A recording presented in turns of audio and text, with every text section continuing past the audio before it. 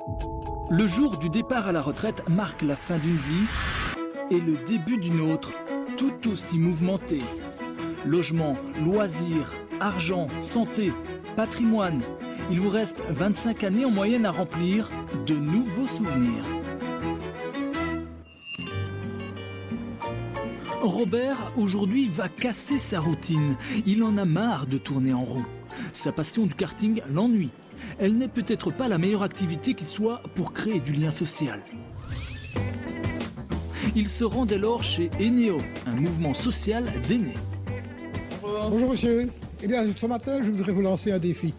À savoir me prouver que sur l'ensemble de la journée, vous avez toute une série d'activités qui pourraient m'intéresser et me permettre de ne pas m'ennuyer. Eh bien, Eneo va relever le défi. Je vous propose de me suivre dans mon bureau. Ce mouvement regroupe 40 000 membres, dont des volontaires actifs. Parmi eux, Maddy. Elle passe en revue avec Robert la série d'activités possibles à proximité. Elle va ensuite lui servir de guide. Un thé dansant, avec un karaoké. Vous savez chanter? Plus sérieusement, Robert choisit comme première activité des cours d'anglais. Retour sur les bancs d'école pour lui, il redécouvre les joies de la prononciation. Il n'y a pas d'objectif de diplôme. L'objectif, c'est de venir partager un moment autour d'une activité dans laquelle les aînés vont pouvoir apprendre encore des choses. Et donc, c'est plus de l'ordre des tables de conversation. On aime bien appeler ça des ateliers plus que des cours, par exemple. Il n'y a pas d'âge pour apprendre, comme on dit, et les domaines sont diversifiés, informatique ou encore couture. Mais passons à un autre type de loisirs, les activités exclusivement ludiques, celles qui ont le plus de succès. Aujourd'hui, le jeu de cartes.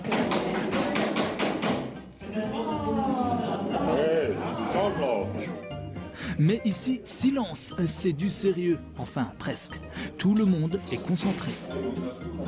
Le défi se poursuit et Robert entame sa troisième activité déjà. Celle-ci est encore d'une autre catégorie. Il s'agit d'une commission intitulée « Vieillissement actif ».